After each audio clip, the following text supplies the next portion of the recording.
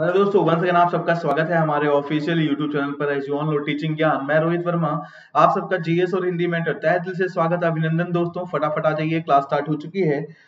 और जैसा कि आप देख रहे होंगे यहाँ पर मैं लेके आया हूँ आपके सामने एक टॉपिक। दोस्त एक ही वीडियो में कंप्लीट आपको सिखाएंगे कि कैसे आप गद्य और पद्य को सॉल्व करेंगे। गद्य और पद्य को कैसे करें हल, ये पूरी समस्या जो आप लोगों में से किसी की है वो मैं पूरी सॉल्व कर दूंगा इसी एक एंटायर वीडियो में। तो इसको शुरू से लेकर लास्ट तक जरूर देखना अगर आपको गद्य और पद्य का पूरा कॉन्सेप्ट अपने दिमाग में सेट करना है तो।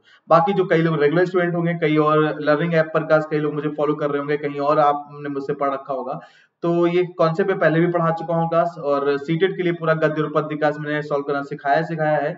वही कॉन्सेप्ट है दोस्त, है ना, कहीं ना कहीं यहाँ पर। तो गद्य और पद्य कहीं भी आए, किसी भी एग्जाम में आए, किसी भी टीचिंग एग्जाम में आए, किसी भी अदर कॉम्पिटिटिव एग्जाम में आए, है ना, गद्य और पद्य को सॉल्व कैसे करना है, उसके लिए क्या अप्रोच होनी चाहिए क्लास, मैं प्रॉपर तरीके से इस इंटायर वीडियो में आपको डिस्कस क्लास करूंगा। तो फटाफट लिंक को कॉपी करें, अपने दोस्तों के साथ शेयर करें क्लास, और आ जाइए फटाफट फटाफट आ जाइए, है ना, और शुरू कर ले कहानी। ठीक है, तो आप सबको मैं बता दूं, यहाँ पे जो पहली बार आए हैं क्लास, मेरा नाम रोहित वर्मा है क्लास, और ये मेरा रेफरल कोड है क्लास रोहित V10, जिसका यूज करके क्लास आइए कुछ बेसिक बातों के साथ अपनी कहानी को स्टार्ट करें। कुछ बेसिक बातों के साथ अपनी कहानी को स्टार्ट करें हम लोग। तो हम पूरा सीखेंगे क्लास कैसे क्या है कि कैसे हम गद्य और पद्य को सॉल्व क्लास करेंगे। तो गद्य होता क्या है, पद्य होता क्या है, पहले ये पता होना चाहिए, फिर तो उनको हल करेंगे ना। तो हल करने की बात तो बाद में, पहले गद्य और पद्य को क्या होता है, इनमें अंतर क्या होता है, ये इनका कॉन्सेप्ट क्या है, थोड़ा बहुत ये बताएंगे। उसके बाद फिर कैसे सॉल्व करना है, उसके लिए कुछ एल्गोरिदम है, मतलब कुछ स्टेप्स हैं जिनको फॉलो करना होगा आपको बस, और गद्य पद्य आप करना सीख जाएंगे। चलिए, और फिर कुछ क्वेश्चन है कर लेंगे, प्रैक्टिस में आ जाओगे, बस काम खत्म हो जाएगा गद्य और पद्य का किसी भी एग्जाम में। बाकी थोड़ा प्रैक्टिस करते रहना, आप काम कैसे एकदम ओके हो जाएगा आपका। तो मेरा नाम रोहित वर्मा है, जो पहली बार आए हैं ध्यान दें, और ये मेरा रेफरल कोड है रोहित V10, जिसका यूज करके आप कोई भी प्लस सब्सक्रिप्शन परचेज कर सकते हैं अनअकैडमी के प्लेटफॉर्म से क्लास, ठीक है ना। और आपको फीस में 10% का डिस्काउंट मिल जाएगा। और जब भी मैं कहता हूँ कि प्लस सब्सक्रिप्शन लें आप, तो मैं हमेशा कहता हूँ 12 मंथ का लें, इससे कम का नहीं, 12 महीने का लें, इससे कम का नहीं। और जब भी आप प्लस सब्सक्रिप्शन ले रहे हो मेरे दोस्तों क्लास, जब भी आप प्लस सब्सक्रिप्शन ले रहे हो क्लास, तो रेफरल कोड किसी न किसी एजुकेटर का जरूर लगाना, ताकि आपको फीस में 10% का डिस्काउंट मिल जाए। और दोस्त एक और बात बता दूं क्लास, है ना, ये डिस्काउंट 5% होने वाला है बहुत जल्दी। तो जल्दी जल्दी जिनके पास सब्सक्रिप्शन ना हो, है ना, वो सब्सक्रिप्शन ले लें, अभी उनको 10% का डिस्काउंट मिलेगा। 12 महीने का लेंगे मिनिमम, मैक्सिमम जितना भी जाओ कोई दिक्कत नहीं, मिनिमम 12 मंथ का दोस्त क्लास। बाकी अगर मैं बात क्लास में, तो आइए शुरू कर लेते हैं। और मैं आपको बता दूं, जितने भी इस समय बैच है ना का स्टार्ट हुए हैं, सारे बैचेस की इन्फॉर्मेशन देता हुआ आया हूं आपको, है ना। सॉरी मैं यहाँ पे स्लाइड लगाना भूल गया, लेकिन मैं आपको बता दूं दोस्त क्लास, जितने भी बैच कल मैंने बताया भी क्लास था आपको, है ना, कि बैच स्टार्ट हो रहा है 15 फरवरी से, मतलब कल से स्टार्ट हो रहा है ना। कंप्लीट बैच है, पेपर 1 पेपर 2 सीटेट जुलाई 2021 में जो होने वाला है, जुलाई में सीटेट पेपर, उसके लिए इंग्लिश मीडियम वाले बच्चों के लिए क्लास, ठीक ना। ये कंप्लीट थ्योरी बैच स्टार्ट हो रहा है, इसमें सारे एजुकेटर हैं, है ना। मैंने कल आपको बताया भी था क्लास, आज मैं मिस कर गया क्लास यहाँ स्लाइड लगाना, सॉरी, लेकिन इन्फॉर्मेशन मैं आपको बराबर देता हुआ आ रहा हूँ क्लास, ठीक ना। तो इस बैच को एनरोल करना है, तो आपके पास सब्सक्रिप्शन हो तो इस बैच को एनरोल कर सकते हैं। और उससे पहले जितने भी बैच स्टार्ट हुए, सुपर डेट के, सीटेट जुलाई को लेकर क्लास, जुलाई सीटेट को लेकर क्लास, जितने भी बैच है यूपी डेट के, सारे इन्फॉर्मेशन मैंने आपको दी है बराबर क्लास, ठीक है ना। चलिए, तो बढ़ लें आगे क्लास, आइए शुरू कर लें कहानी, कैसे आप गद्य और पद्य सॉल्व करना है। फिर कुछ क्वेश्चंस हैं, उनको करके देखेंगे हम लोग। चलिए, तो सबसे पहले गद्य और पद्य पढ़ना है। तो सबसे पहले मैं आपको गद्य और पद्य में अंतर समझाना चाहूंगा कि आखिर गद्य पद्य होते क्या है। तो सुनना बेटा, अगर गद्य की बात करें क्लास और पद्य की, दोनों क्या समझाऊं मैं आपको, तो देखना, गद्य जिसको इंग्लिश में बोलते हो आप जानते हो क्लास क्या, प्रोज। इंग्लिश में क्या बोलते हो इसको, प्रोज बोलते हो। और पद्य इंग्लिश में क्या बोलते हो इसको, हिम्न बोलते हो या पोइट्री बोलते हो क्लास। हिम्न बोलते हो या पोइट्री बोलते हो क्लास। इंग्लिश में जैसे आता है ना अनसीन पैसेज, कॉम्प्रिहेंशन जिसको बोलते हो आप क्लास, है ना, बोलते हो ना, वही है क्लास में दोस्तों, वही है क्लास हिंदी में गद्यांश पद्यांश का। सीटेट में भी इसका इंपॉर्टेंट रोल है, या आपके किसी भी एग्जाम में दोस्त गद्य पद्य का है ना क्लास, उस क्वेश्चन आप कर लोगे। होता क्या है, आपको एक गद्य दिया होगा, मतलब एक प्रोज, मतलब एक प्रोज मतलब क्या, एक कहानी, कहानी दी होगी 2-3 पैराग्राफ की क्लास, है ना। या तो एक पोएट्री, पोएट्री मतलब ही मतलब काव्यांश दिया होगा, मतलब काव्यांश मतलब पंक्तियां दी होंगी क्लास। एक काव्य का कुछ पार्ट काव्य का कुछ पार्ट दिया हुआ है या पूरी कविता ही दी होगी और आपसे कहेगा इस कहानी इस काव्यांश के बिहाफ पर नीचे प्रश्न जो दिए गए हैं उनका उत्तर दीजिए। तो इस तरीके से इसी को बोलते हैं अनसीन पैसेज, क्योंकि वो आपका पैसेज जो आएगा कहानी काव्यांश जो आएगा पढ़ा तो होगा नहीं का होता, पढ़ा वाला आ जाए, देखा दिखाया आ जाए, लेकिन मैक्सिमम वो अनसीन होता है का अनसीन, इसलिए उसको अनसीन पैसेज बोलते हैं। तो एक तरीके से अनसीन पैसेज सॉल्व करना सीख रहे हैं या कॉम्प्रिहेंशन सॉल्व करना सीख रहे हैं, क्योंकि पूरे पैसेज को थॉरली पढ़ के ही आप प्रश्नों का उत्तर दे पाते हो, इसलिए कॉम्प्रिहेंशन बोलते हैं इसको गाइस। ठीक है ना, तो अनसीन पैसेज बोलो, कॉम्प्रिहेंशन बोलो, चाहे हिंदी में बोलो, गद्य और पद्य को सॉल्व कैसे करेंगे वही बताने की कोशिश कर रहा हूँ। चलिए आइए शुरू करते हैं। तो अगर बात क्लास करें हम यहाँ पर, जुकाम सा हो गया है मुझे थोड़ा सा, ठीक है ना। तो अगर बात करें यहाँ पे मेरे दोस्तों,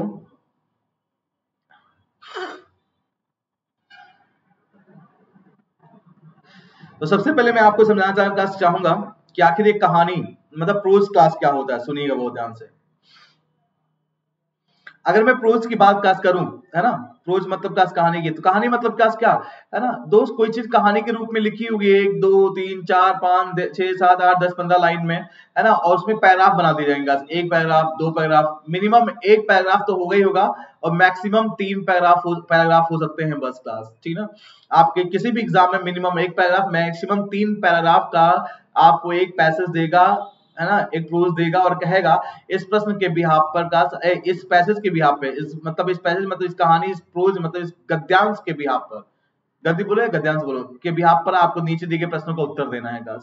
तो पहली बात, प्रोज का मतलब क्या, कहानी सुनना, और काव्यांश का मतलब क्या, यहाँ पे भी आपको कुछ पंक्तियां दी होंगी, ठीक है, यहाँ पे भी काश एक पैराग्राफ होगा या 2 पैराग्राफ होंगे काश, है ना, मिनिमम एक पैराग्राफ और मैक्सिमम 3 पैराग्राफ यहाँ पे भी हो सकते हैं, काव्यांश में भी मतलब जो कविता दी हुई काश, आपको जो पंक्तियां दी हुई काश उसमें भी, है ना, मिनिमम एक पैराग्राफ मैक्सिमम 3 पैराग्राफ यहाँ पे भी होते हैं काश, और यहाँ पे भी इनके बिहाफ पे काश क्या क्या कहेगा, प्रश्न दिए गए इनका उत्तर दीजिए इस काव्यांश के बिहाफ पर। तो सुनना, गद्यांश दिया होगा तो गद्यांश मतलब कहानी ना, और कहानी लिखने वाले को क्या बोलते हैं, लेखक बोलते हैं क्लास।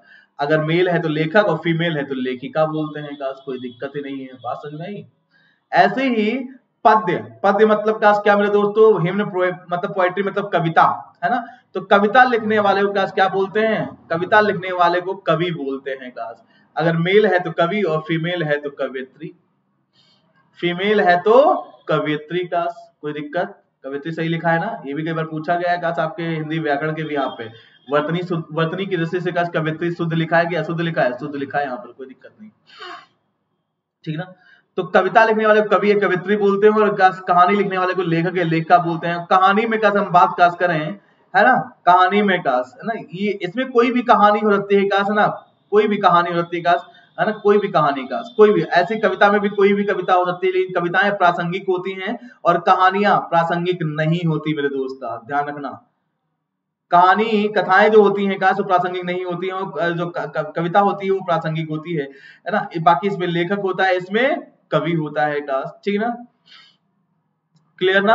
इसमें क्या होगा, निबंध होगा, एकांकी, नाटक, कहानी के रूप में काश लिखे होंगे, और काव्यांश के रूप में क्या होगा, अगर कविता की बात करें तो वहां पे छंद, चौपाई, दोहा, सोठा, बरबय, उल्लाला, कुंडलियां, ये सब चलता है ना, कॉमन सेंस की बात है दोस्त। तो ये कुछ बेसिक डिफरेंसेस होते हैं जो आपको गद्य और पद्य में पता होने चाहिए, वही मैंने यहाँ टेबल में डाल रखे हैं, जो मैंने आपको अभी तक बताया वही यहाँ टेबल में आपको काश लिखा हुआ है, देख सकते हैं। गद्य और पद्य में अंतर का मैंने क्या बताया, गद्यवार रचना जो पैराग्राफ के रूप में होती है, और पद्यवार रचना जो पंक्तियों के रूप में होती है, बताया ना, पंक्तियां, है ना, काव्यांश में पंक्तियां होती है। गद्य में क्या, इसमें लेखक होता है, पद्य में क्या होता है, कवि होता है, मैंने बताया ना।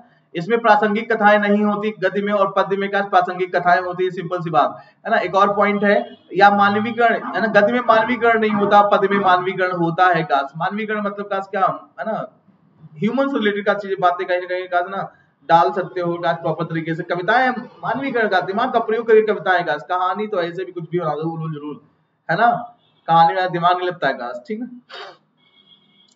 कहानी में निबंध होता है, एकांकी, नाटक होता है काश, और कविताओं में काश क्या, छंद, चौपाई, दोहा, सोठा, बरबय, उलाला, ये सब होते हैं काश, बता दिया भाई, बेसिक डिफरेंस जो बताया बस यही है काश।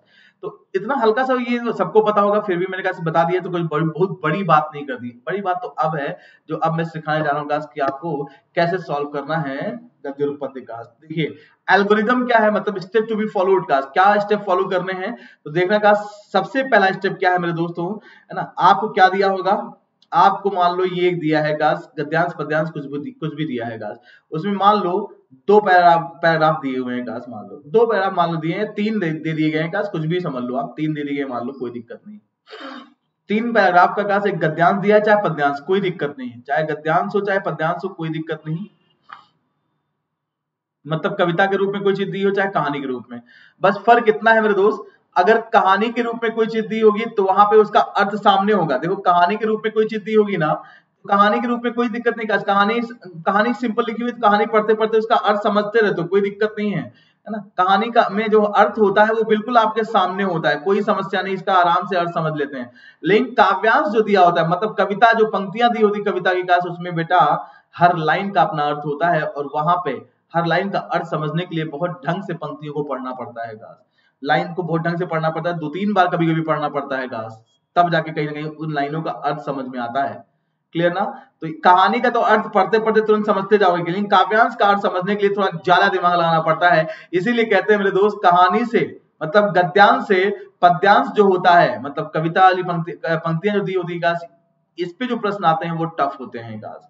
गद्यांश से पद्यांश टफ होता है, गद्यांश में आपको बिल्कुल ज्यादा एफर्ट नहीं करना पड़ता, लेकिन पद्यांश में आपको कॉमन सेंस थोड़ा ज्यादा लगाना पड़ता है गास, क्योंकि वहां पर काव्य है ना, कविता है, हर कविता की गास अपने हर लाइन की अपनी अपना गास कोई ना कोई अर्थ है, और अर्थ एक बार पढ़ने में नहीं 2-3 बार 4 बार 5 बार पढ़ना पड़ता है, और कभी कभी हो जाता है 5 बार पढ़ने के बाद भी अर्थ समझ ना आए, ऐसा भी होता है। इसलिए गद्यांश से पद्यांश टफ होता है गास, ठीक ना।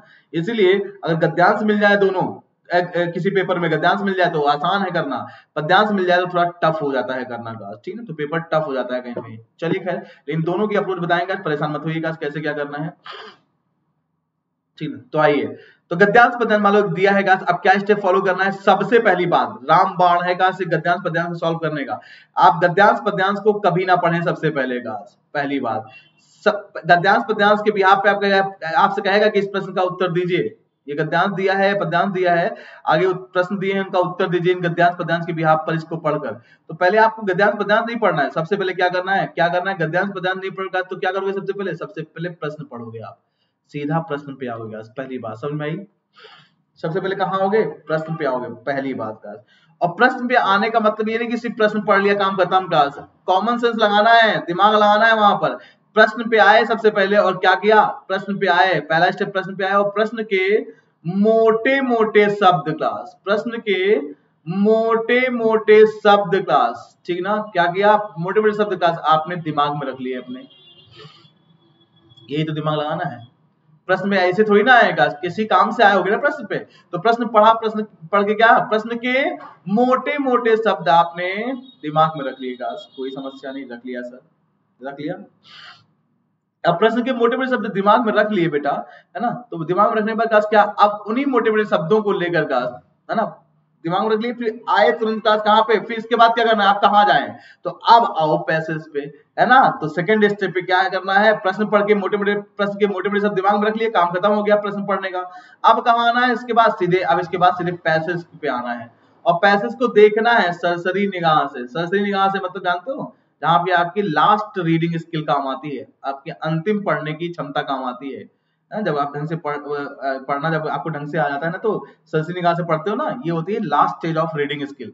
चलिए खैर, तो इसके बाद पैसेज पे आना है, और पैसेज पे आके अब क्या करना है, तो भैया क्या करके आए हो अभी तक करके क्या आए हो आप प्रश्न से मोटे मोटे शब्द उठा कर लेकर आए हो अभी तक।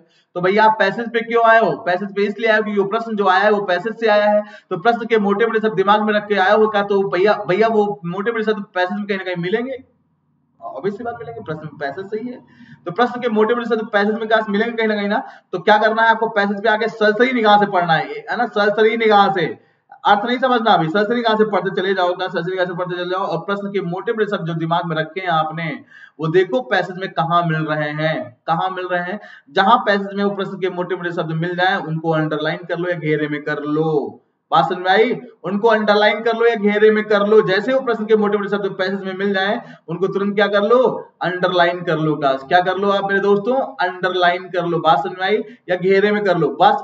अब क्या कर रहे हैं, अब क्या करें सर, तो अब इसके एक दो लाइन ऊपर या हाथ से 3 लाइन ऊपर और एक दो लाइन या नीचे या हाथ से 3 लाइन नीचे का, एक दो लाइन ऊपर या एक दो लाइन नीचे ही उस प्रश्न का उत्तर होगा काश। एक दो लाइन ऊपर एक दो लाइन नीचे पढ़ लो और 4 ऑप्शन दिए होंगे काश प्रश्न में, कॉमन सेंस लगाइए और आंसर ठोक दीजिए काश। आई बात समझ में? ये पूरी एल्गोरिदम है काश पैसेज को सॉल्व करने की। अगर पैसेज के बिहाफ पे प्रश्न को सॉल्व करना है, प्रश्न उत्तर देने हैं, तो ये सिंपल सी एल्गोरिथम है बेटा काश। अभी खत्म नहीं कहानी, अभी तो शुरुआत की है मैंने, थोड़ा जुकाम सा हो गया है लगता है, ठीक है ना? तो बात समझ में आई? क्लियर? ठीक ना? तो क्या करना है, कोई भी गद्यांश या पद्यांश कुछ भी दिया और पहले क्या पढ़ना है, प्रश्न को पढ़ना है, पहले प्रश्न को पढ़ना है और प्रश्न पढ़ने के बाद सीधे काश कहाँ आना है आपको भैया, उसके बाद क्या करोगे, कहाँ जाओगे, बाहर, पेपर से बाहर नहीं, पैसेज कर रहे ना, तो फिर पैसेज पे आओगे। और पैसेज में प्रश्न के मोटे मोटे शब्द दिमाग में रखे हो, कहाँ मिल रहे हैं देखो, सरसरी निगाह से पढ़कर जहां मिल रहे हैं उनको अंडरलाइन कर लो, घेरे में कर लो, एक दो लाइन ऊपर एक दो लाइन नीचे ही का प्रश्न का उत्तर छुपा होगा 100% का। 4 ऑप्शन दिए होंगे, कॉमन सेंस लगाइए, ठोक दीजिए आंसर का। क्लियर? तो ये तो स्टार्टिंग के 3 बेसिक स्टेप्स हो गए जो आपको फॉलो करने हैं। ये 3 बेसिक स्टेप्स हैं जो आपको फॉलो करने हैं गाइस, है ना? इसके अलावा कुछ और इंपॉर्टेंट बातें हैं जो कि आपको ध्यान रखनी है, फॉलो करनी है गाइस। क्या? सुनिए बेटा, यही बता दूंगा, ये 3 तो बेसिक स्टेप्स हैं गाइस, बात समझ में आई? आंसर निकालने का। इसके अलावा अगर हम बात काश करें आंसर निकालने के बेसिक स्टेप्स के अलावा, कोई भी गद्यांश या पद्यांश दिया होगा ना मेरे बेटे, मेरे बच्चों का, कोई भी गद्यांश पद्यांश दिया होगा तो सुनना, है ना? गद्यांश पद्यांश में अगर हम बात काश करें, कभी कभी क्वेश्चन जो आते हैं वो ग्रामर से रिलेटेड आते हैं काश, हिंदी ग्रामर से, हिंदी व्याकरण से रिलेटेड क्वेश्चन आ जाते हैं काश। सुनिएगा मेरी बात ध्यान से। पहली बात, ये तीन स्टेप तो फॉलो करने के। इसके अलावा क्या इंपॉर्टेंट बातें हैं, इसके अलावा इंपॉर्टेंट बातें ये है बेटा कि कभी कभी गद्यांश या पद्यांश पे, है ना, हिंदी व्याकरण से क्वेश्चन आ जाते हैं गाइस।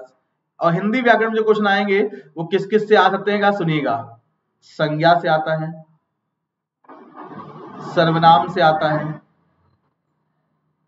सुनिएगा बहुत ध्यान से क्या बोल रहा हूं, क्रिया से आता है, विशेषण से आता है, ठीक है ना, विशेषण से आता है गाइस, क्रिया विशेषण से आता है,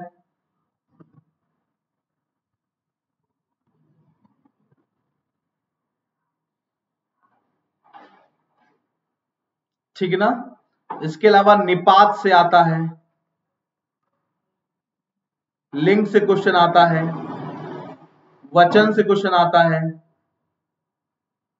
और वाक्य के भेद से क्वेश्चन आता है। कहोगे सर पूरी तो हिंदी ग्रामर आ गई, तो क्या करें, जिन टॉपिक्स क्वेश्चन आता है लिखना तो पड़ेगा ना, पहले सुनो तो मैं क्या बोल रहा हूँ। लिंग के वाक्य के भेद से क्वेश्चन आता है गाइस। नेक्स्ट, रस से कभी कभी क्वेश्चन पूछ लेता है। ये रस से क्वेश्चन तब आएगा जब काव्य दिया होगा, पद्यांश दिया होगा। रस से क्वेश्चन पूछ लेता है, अलंकार से क्वेश्चन पूछ लेता है, ठीक ना, बस। और शब्द के भेद, संकर शब्द, यौगिक शब्द, योग रूढ़ शब्द, समासिक शब्द, तत्सम शब्द, तद्भव शब्द, है ना, तो शब्द के भेद से क्वेश्चन पूछ लेता है गाइस। बस इतने टॉपिक हैं हिंदी व्याकरण के बिहाफ पे जहां से क्वेश्चन पूछता है गद्यांश पद्यांश से। अब कैसे आएगा सर, तो गद्यांश पद्यांश दिया होगा, उसी गद्यांश पद्यांश से क्या करेगा, कोई एक शब्द उठा लेगा। मान लो कोई गद्यांश पद्यांश दिया, उसे एक शब्द उठा लिया, मान लो दिया हुआ कमल नयन, अब पूछ लेगा बताओ, है ना, इसमें एक शब्द आया हुआ था इस गद्यांश में कमल नयन। अब एग्जामिनर ने क्या किया, कमल नयन उठा लिया, पूछा इसमें क्या बताओ, हाँ सॉरी एक चीज भूल गया मैं, कहा से ना, अलंकार के अलावा कहा से ना, संधि और समास, ये भूल गया मैं, संधि और समास से क्वेश्चन भी आता है काश, ठीक ना। तो ये पूरी हिंदी ग्रामर इससे बाहर, अब इससे बाहर कोई क्वेश्चन नहीं। अब क्या उठाएगा, कमल नयन उठा लेगा, इसी गद्यांश से उठाएगा एक शब्द, कहेगा बताओ इस शब्द में काश, अभी कोई शब्द होगा, कोई भी शब्द हो सकता है, इसमें संज्ञा पूछ सकता है, सर्वनाम पूछ सकता है, क्रिया पूछ सकता है, विशेषण पूछ सकता है ना, क्रिया विशेषण पूछ सकता है, संधि पूछ सकता है, समास पूछ सकता है काश तरीके से, लिंग पूछ सकता है, वचन पूछ सकता है काश, क्लियर ना। या इसी गद्यांश से कोई एक वाक्य उठा लेगा, कोई शब्द ना उठाकर, शब्द उठाएगा तो इस तरीके से पूछ लेगा, आई बात समझ में। अब शब्द ना उठाकर कोई वाक्य उठा लेगा, इसी गद्यांश पद्यांश से, जो गद्यांश पद्यांश दिया हुआ इसी से कोई वाक्य उठाएगा और कहेगा बताओ। अभी वाक्य लिखा है, इस वाक्य को पढ़कर बताइए। इसमें अच्छा एक चीज और गास है ना, लिंग वचन के बाद कारक भूल गया मैं गास, कारक, कोई दिक्कत नहीं, कोई दिक्कत नहीं, है ना। वाक्य उठाएगा, कहेगा इस वाक्य को पढ़कर बताइए। इसमें कहा था ना, इसमें ये कौन सा वाक्य है, सरल वाक्य है, संयुक्त वाक्य है या मिश्र वाक्य है, या इस वाक्य में किस कारक का प्रयोग हुआ है, का समझ में आई बात। ये इस वाक्य में ही किसी शब्द के नीचे अंडरलाइन कर देगा और कहेगा इस रेखांकित किए गए शब्द में कौन सी संज्ञा है, कौन सा सर्वनाम है, कौन सा क्रिया है, कौन सा विशेषण है, इस तरीके से पूछ लेता है मेरे दोस्तों, है ना। तो आपको ये क्वेश्चन का जो होते हैं ये हिंदी ग्रामर से रिलेटेड होते हैं गास, ठीक है। और बाकी जो क्वेश्चन आते हैं हिंदी व्याकरण में, बाकी जो क्वेश्चन आते हैं वो समानार्थी, पर्यायवाची, विलोमार्थी पे आते हैं। वो इतने आसान होते हैं कि कोई दिक्कत ही नहीं गाइस, कोई दिक्कत नहीं है ना। समानार्थी, पर्यायवाची, विलोमार्थी जो क्वेश्चन आएंगे, विलोम अर्थ रखने वाला, है ना, इस शब्द का विलोम बताइए, इस शब्द का समानार्थी बताइए, इस शब्द का पर्यायवाची बताइए, है ना। ये जो क्वेश्चन आते हैं ना ये बहुत आसान से होते हैं, इसमें कोई दिक्कत नहीं, इनको पढ़ो ना पढ़ो गाइस आराम से कर लोगे। और 4 ऑप्शन देख कर गाइस, कॉमन सेंस से, कोई दिक्कत नहीं। इसलिए मैंने यहाँ पे हिंदी व्याकरण में इनको यहाँ पे टॉपिक्स में नहीं डाला गाइस। इन पे भी आता है क्वेश्चन, है ना, यहाँ नहीं डाला मैंने गाइस, ठीक है ना। मेनली इनको पढ़ना है गाइस। अब इनके भी आप पे जो क्वेश्चन आएंगे तो भैया ये चीजें पता होनी चाहिए आपको गाइस। तो अब भैया एक वीडियो में गाइस इन सबको पढ़ाना तो इम्पॉसिबल है गाइस, ये तो मैं लंबी वीडियो बनाऊंगा गाइस। अब 1 घंटे में पूरा सिखाना है मुझे आपको गद्य पद्य, तो मैं ये चीज का मैं आपको, है ना, क्वेश्चन में जितनी चीजें आती जाएंगी उनके साथ बताता जाऊंगा। लेकिन बाकी अगर आपको इन सबको कॉन्सेप्ट में डिटेल में पढ़ना है मेरे दोस्त, है ना, डिटेल में पढ़ना है तो सुन लो मेरी क्लास दोस्तों। बात मेरी एक क्लास है लर्निंग ऐप पर। कहां पे? लर्निंग ऐप पर। लर्निंग ऐप समझते हो ना, अनअकैडमी लर्निंग ऐप पर जाइए, नहीं हो डाउनलोड कर लो, उसमें अपना मेल आईडी और मोबाइल नंबर डाल के रजिस्ट्रेशन कर लो। फिर, है ना, अपनी कैटेगरी सेलेक्ट क्लास करो, teaching eligibility test, teacher eligibility test, TET, और फिर मुझे सर्च करो रोहित वर्मा, और मैं आपको उसमें दिख जाऊंगा। मुझे फॉलो कर लो, फॉलो कर लोगे, जैसे आप मुझे फॉलो करोगे मेरी प्रोफाइल में जाइए, सी ऑल वीडियो में जाइए, सी ऑल वीडियो में जाकर आप देखना 16 जुलाई 2019 को स्क्रॉल करना वीडियोस को, है ना, सारी वीडियो पढ़ी है। 16 जुलाई 2020 को पहली क्लास हुई थी लर्निंग ऐप पर, है ना, किसकी? मास्टर क्लास ऑफ हिंदी के नाम से। किस नाम से? मास्टर क्लास ऑफ हिंदी के नाम से। इस क्लास को जरूर देख लें आप, जरूर। चपरासी से लेके सिविल सर्विसेज तक कोई भी एग्जाम हो, भारत के अंदर होने वाला कोई भी टेक्निकल नॉन टेक एग्जाम हो दोस्त, है ना, कहीं हिंदी ग्रामर आती है तो दोस्त इससे बाहर कोई क्वेश्चन नहीं, कोई क्वेश्चन आपका रुकेगा ही नहीं क्लास। हाँ, बस यहाँ पे पर्यायवाची, विलोमार्थी, समानार्थी, तद्भव असम शब्द और वर्तनी शुद्धि शब्द ये नहीं पढ़ाया गया। ये याद करने वाले टॉपिक हैं, इनको हम अभी पढ़ाएंगे आगे। बाकी सारे कॉन्सेप्चुअल टॉपिक पढ़ाएंगे आपको हिंदी व्याकरण के गास, ठीक ना। मतलब इस क्लास में करके आपके सारे एग्जाम में व्याकरण क्वेश्चन आराम सॉल्व हो जाएंगे। भाई गद्य पद के भी आप पे तो 100% गास, खत्म कहानी। तो इस क्लास को जरूर देख ले आप लर्निंग ऐप पर गास, आप ही का फायदा होगा, आप ही के लिए बोल रहा हूँ गास। क्लियर ना? आई बात समझ में? बाकी का यहाँ पे गद्य पद्य करने में कोई दिक्कत नहीं होगी। अभी देखना मैं आपको ट्रिक्स बताता हुआ चलूंगा साथ साथ गास, और 2-3 पहले सॉल्व करवा दूंगा गास, कहानी दिमाग में सेट हो जाएगी, बैठ जाएगी गास, काफी हद तक क्वेश्चन सॉल्व कर लोगे आज 1 घंटे की वीडियो से ही, ठीक है ना। चलिए, तो आई बात समझ में। तो कभी कभी प्रश्न काश किसके भी आप पे डिपेंडेंट आते हैं काश? हिंदी व्याकरण के भी आप पे। तो हिंदी व्याकरण के भी आप पे ये हिंदी ग्रामर आपको आनी चाहिए काश। उसके लिए मैंने बताया काश क्या देखना है, वो ये देखना है काश, मास्टर क्लास ऑफ हिंदी 16 जुलाई 2020 से 3 महीने लगातार पढ़ाया था 1 बाय 1। कंडीशन बस यही है, 1 बाय 1 एक वीडियो देखना काश लगातार, ठीक है ना। हिंदी ग्रामर कभी गलत नहीं होगा क्वेश्चन, हिंदी ग्रामर का एक क्वेश्चन गलत नहीं होगा। इसके अलावा बेटा, है ना, अब आई बात करें गद्यांश पद्यांश में हिंदी व्याकरण के अलावा काश, ठीक है, हिंदी व्याकरण के अलावा अब सुनना, एक और इंपॉर्टेंट बात सुन लो कि होता क्या है, कभी कभी गद्यांश पद्यांश, दूसरी बात मैं यहां लिख रहा हूं, दूसरी बात क्या है बेटा कि कभी कभी इस पूरे, है ना, मैं अगले पेज पे आ जाऊं क्लास, क्या आ जाता हूं क्लास। चलो, कभी कभी क्या होता है कि गद्यांश पद्यांश जो दिया होगा, ठीक ना, ये दूसरी बात बता रहा हूं क्लास में आपको, ठीक है, गद्यांश पद्यांश। एक तो बात ये बताई क्लास मैंने आपको, गद्यांश पद्यांश पे हिंदी व्याकरण के भी आप पे क्वेश्चन आता है क्लास। ये तो स्टेप बताया मैंने तीनों कि कैसे आप क्लास ना उत्तर निकालोगे पैसेज के भी आप पे जो पूछा जाएगा। बाकी कभी कभी हिंदी व्याकरण के भी आप पे क्वेश्चन आते हैं, और जब हिंदी व्याकरण के भी आप पे क्वेश्चन आते हैं मेरे दोस्त, तो उसके लिए आपको गद्यांश या पद्यांश को पढ़ने की जरूरत नहीं होती है ना। अगर का हम बात करें हिंदी व्याकरण के भी आप पे क्वेश्चन आए तो आपको गद्यांश पद्यांश को पढ़ने की, रीड करने की जरूरत नहीं होती है। बस ये हिंदी व्याकरण का ज्ञान है तो आप आराम से ऑप्शन देख के आंसर ठोंक दोगे क्लास, उसके लिए गद्यांश पद्यांश को पढ़ने की जरूरत नहीं होती। छोटी छोटी बातें ध्यान रखना इसको, ठीक ना। अब गद्यांश पद्यांश की भी आप कभी कभी पूछता है कि उस गद्यांश उस पद्यांश को पढ़कर उसकी विषय वस्तु बताइए, उसकी विषय वस्तु बताइए, और ऑप्शन में 4 ऑप्शन डाल देगा, और 4 ऑप्शन में से कोई एक ऑप्शन ऐसा होगा जो पूरे गद्यांश पद्यांश का सार होगा, उस पूरे गद्यांश पद्यांश का केंद्र बिंदु होगा, पूरे गद्यांश पद्यांश का विषय वस्तु होगा। तो जब गद्यांश पद्यांश का विषय वस्तु पूछता है गाइस, तो विषय वस्तु या पूछेगा टाइटल, क्या पूछेगा? Title guys. क्या पूछेगा? टाइटल पूछेगा गाइस। टाइटल मतलब गाइस क्या? शीर्षक पूछेगा। तो ध्यान देना, विषय वस्तु पूछे चाहे शीर्षक पूछे, इन दोनों का आंसर पूरे इस देने के लिए पूरा, अब पूरा गद्यांश पद्यांश पढ़ने की जरूरत नहीं है। इसके लिए भी ट्रिक है, क्या है ना भैया, अगर शीर्षक या विषय वस्तु बतानी है तो पूरा गद्यांश पद्यांश पढ़ना पड़ेगा ना। लेकिन मैं क्या बोल रहा हूँ यहाँ पे भी आपको मैं ट्रिक बोल रहा हूँ, पूरा गद्यांश पद्यांश नहीं पढ़ना है। क्या करना है मेरे दोस्त, आपको सिर्फ और सिर्फ पहला गद्यांश का पहला पैराग्राफ पढ़ना है, फर्स्ट पैरा, है ना। उसके बाद सीधे लास्ट पैरा पढ़ना है क्लास,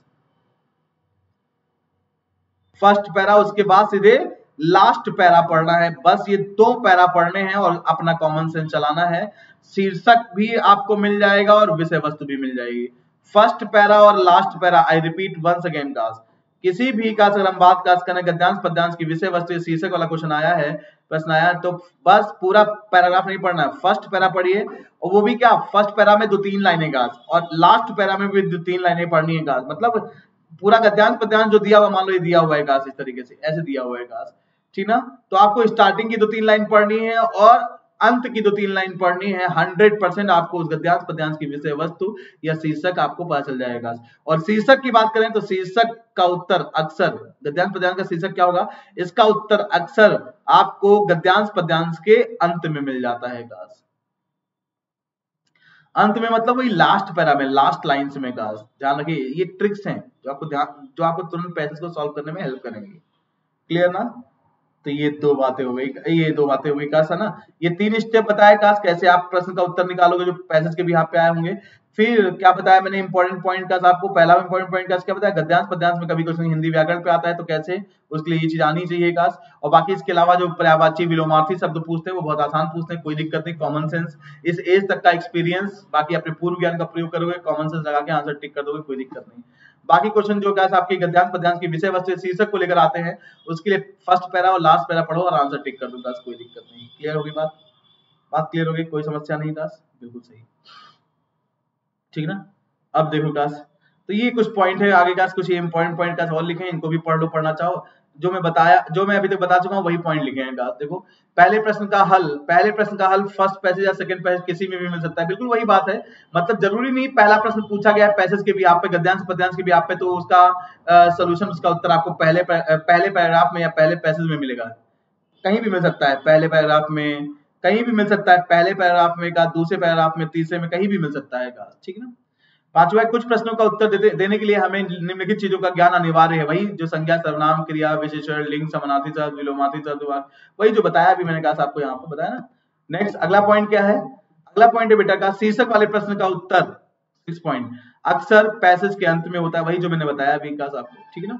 तो मैंने पूरा सार, मैं फिर से रिपीट करता हूँ, पूरा सार ध्यान सुनना बेटा, पूरा सार क्या बताया मैंने कहा गद्य पद्य में पहले अंतर बताएगा कि गद्य और पद्य होता क्या है। अब इस पे प्रश्न कैसे आते हैं, मैंने बताया 2 तरीके से प्रश्न आते हैं। एक तो प्रश्न आते हैं पैसेज के बिहाफ पे, और दूसरा उसी पैसेज से कोई शब्द या कोई वाक्य उठा लेगा और ग्रामर से रिलेटेड क्वेश्चन पूछ लेगा। लेकिन जो पूछेगा शब्द, जो वाक्य दिया होगा आपको, जो प्रश्न दिया होगा वो पैसेज से ही होगा, ठीक है। तो मतलब पैसेज के बिहाफ पे हिंदी ग्रामर से रिलेट करते हुए क्वेश्चन भी आते हैं। तो हिंदी ग्रामर से रिलेट करते हुए क्वेश्चन आते हैं, उसमें कुछ चीजों के लिए आपको हिंदी व्याकरण का ज्ञान होना चाहिए, मैंने बताया, और उसके लिए कहां से पढ़ना है बता दिया।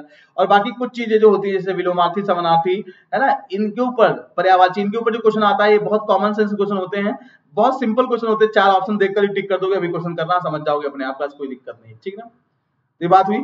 फिर क्या अगर बात करें, एक और प्रकार का क्वेश्चन पूछता है कि गद्यांश पद्यांश का शीर्षक या उसकी विषय वस्तु क्या है। तो ऐसे क्वेश्चंस का आंसर देने के लिए पूरे पैसेज को पढ़ने की जरूरत नहीं है, पहले 2-3 लाइन पढ़ो और पूरे गद्यांश पद्यांश की लास्ट की 2-3-4 लाइन पढ़ लो गाइस, आपको उसका शीर्षक या उसकी विषय वस्तु मिल जाएगी गाइस, खत्म कहानी। और हाँ, ये चीज दिमाग में और सेट रखो गाइस कि ऐसा नहीं कि गद्यांश पद्यांश के भी यहाँ पे जो पहला प्रश्न पूछा गया वो स्टार्टिंग की लाइनों में मिलेगा गाइस, कहीं भी मिल सकता है गाइस गद्यांश पद्यांश में गाइस, ठीक ना। ये कुछ दिमाग में सेट करना चीजों को गाइस, ये चीजें हेल्प करेंगी आपको गद्यांश पद्यांश को सॉल्व करने में। इतनी बात समझ में आई हो तो आगे बढ़ते हैं। अब आपके सामने एक गद्यांश लेकर आता हूँ, फिर एक पद्यांश लेकर आता हूँ, है ना। मैं हल्का सा सॉल्व करने की कोशिश करता हूँ, सॉल्व करके दिखाता हूँ आपको, है ना। इसी अप्रोच से जो अभी तक बताई है मैंने कहा, और उसके बाद फिर मैं आपको एक गद्यांश पद्यांश आपको दूंगा, आप सॉल्व करना क्लास। चलिए शुरू कर लें कहानी। आपके सामने एक गद्यांश है गाइस, फटाफट देखिए गाइस कैसे, पहले मैं अप्रोच बता दूंगा फिर आप लोग, है ना, फिर आप लोग को सॉल्व करने के लिए क्लास देता हूं मैं गद्यांश पद्यांश। देखिए नीचे दिए गए गद्यांश को पढ़कर सबसे उचित विकल्प का चयन कीजिएगा, सबसे उचित विकल्प का चयन कीजिएगा नीचे दिए गए गद्यांश को पढ़कर, है ना। ये आपके सामने गद्यांश है मेरे दोस्तों, और आपको सबसे उचित विकल्प का चयन करना है गाइस, ठीक ना। तो मैंने क्या बोला कि जब भी, अभी स्टेप से बताएगा क्या है, जब भी गद्यांश पद्यांश दिया हो तो पहले गद्यांश पद्यांश को पढ़ना नहीं, पहले किसको पढ़ना है, प्रश्न को। प्रश्न क्या दिया हुआ है, ये कैसी प्रवृत्तियां नकारात्मक है ना, और उसके बाद 4 ऑप्शन दिए हैं आपके सामने। तो भैया क्या बताया मैंने, पहले प्रश्न पढ़िए, सबसे पहला स्टेप क्या है, 3 स्टेप बताए बस मेनली मैंने कहा, बाकी तो इंपॉर्टेंट बातें बताई हैं क्लास आपको ध्यान रखने के लिए, वो भी जरूरी है। तो 3 स्टेप क्या, पहले क्लास क्या, पैसेज को सॉल्व करना है, प्रश्न पैसेज के बिहाफ पे जो प्रश्न पूछा गया है, पहले गद्यांश पद्यांश को नहीं पढ़िए, पहले प्रश्न पे आइए। और प्रश्न को कैसे पढ़ना है, प्रश्न के मोटे मोटे शब्द दिमाग में रख लो। क्या है मोटे मोटे शब्द, प्रवृत्तियां नकारात्मक हैं गाइस। कैसी प्रवृत्तियां नकारात्मक, मतलब नकारात्मक प्रवृत्तियां आपको बतानी है गाइस। तो प्रश्न के मोटे मोटे शब्द दिमाग में रखे ना, प्रवृत्तियां नकारात्मक गाइस, और प्रश्न के मोटे मोटे शब्द दिमाग में रखकर तुरंत कहां है, पैसेज पे आए, और तुरंत पैसेज पे आए गाइस, गद्यांश हो चाहे पद्यांश कुछ भी, उस पे तुरंत आए और उसको सरसरी निगाह से पढ़ा। कैसे पढ़ना है, सरसरी निगाह से पढ़ना है, और सरसरी निगाह से पढ़ते पढ़ते पढ़ते पढ़िएगा, सरसरी निगाह से पढ़िएगा, और जहां पे प्रश्न के मोटे मोटे शब्द मिल जाए, जहां पे मिल जाएगा, देखो कहां मिल गए, यहाँ मिल गए गाइस, कहां मिल गए, प्रवृत्तियां नकारात्मक, यहाँ मिल गया ना, यहाँ मिल गया, जहां मिल जाए बस उनको अंडरलाइन या घेरे में कर लो गाइस, छोड़ो नहीं, घेरे में कर लो तुरंत, बस उसी के 1-2 लाइन ऊपर 1-2 लाइन नीचे ही उस प्रश्न का उत्तर होगा। बाकी 4 ऑप्शन है, 1-2 लाइन ऊपर 1-2 लाइन नीचे पढ़ लो, और कॉमन सेंस लगाओ, 4 ऑप्शन है उसके अकॉर्डिंग का पढ़ो और आंसर ठोक दो कॉमन सेंस से। समझ में आई बात आपको, देखो है ना, कैसी प्रवृत्तियां नकारात्मक हैं का, तो समूची स्वार्थी, देखिए यहाँ प्रवृत्ति नकारात्मक यहाँ मिल गया ना, प्रश्न के मोटे मोटे शब्द कहाँ मिल गए, यहाँ मिल गए। अब 1-2 लाइन ऊपर पढ़ो, 1 लाइन ऊपर का क्या, इतना ही है तो इतना ही पढ़ लो। समुची स्वार्थी और अहम प्रेरित प्रवृत्तियां नकारात्मक हैं का, आगे पढ़ने की जरूरत नहीं, आंसर यही मिल गया। प्रवृत्तियां कैसी नकारात्मक हैं, समूची स्वार्थी और अहम प्रेरित का, प्रवृत्तियां नकारात्मक है ना। स्वार्थी और अहम प्रेरित, स्वार्थी मतलब अपने स्वार्थ के लिए का, अपना स्वार्थ, अपने हित के लिए काम करना। अहंकार मतलब कहीं ना कहीं का क्या है, घमंड। देखो स्वार्थी और अहम प्रेरित का प्रवृत्तियां नकारात्मक का कहां दिया है, किस ऑप्शन दिया है, सेकंड में दिया है, जिनमें अहम और स्वहित का भाव हो, ऐसी प्रवृत्तियां नकारात्मक का। खत्म कहानी, मिल गया ना, आपको सोचने की जरूरत ही नहीं पड़ेगी अगर स्टेप्स फॉलो करोगे। आइए बढ़ते हैं आगे अगले प्रश्न को। पहले आप करके देखो, हल्का सा पहले आप करके देखो, then I will explain you.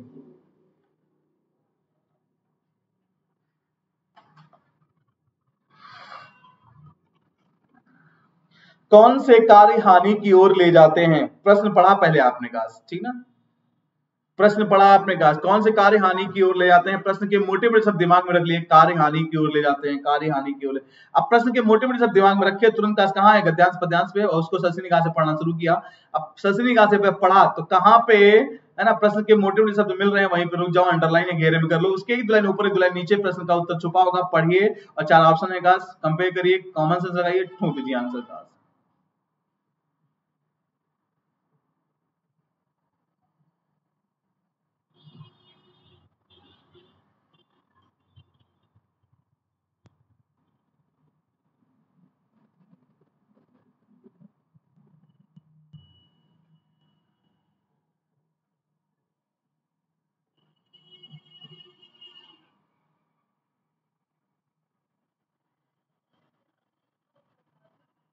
नहीं,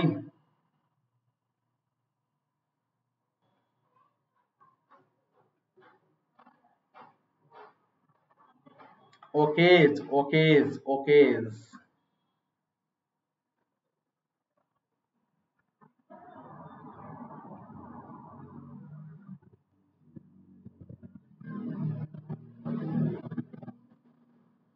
चलो है ना, देखिए मैं सॉल्व करके दिखाता हूँ ना फटाफट। कौन से कार्य हानि की ओर ले जाते हैं गाइस, देखिए कार्य हानि की ओर, प्रश्न के मोटे मोटे सब दिमाग में रखे ना, कार्य हानि की ओर ले जाते हैं गाइस, प्रश्न के मोटे मोटे सब दिमाग में तुरंत गाइस कहां है, गद्यांश पद्यांश में सरसरी निगाह से पढ़ा, पढ़िएगा सरसरी निगाह से गाइस कहां पे मिल रहे हैं, प्रश्न के मोटे मोटे शब्द कहां मिल रहे हैं, मोटे मोटे शब्द गाइस, है ना। देखो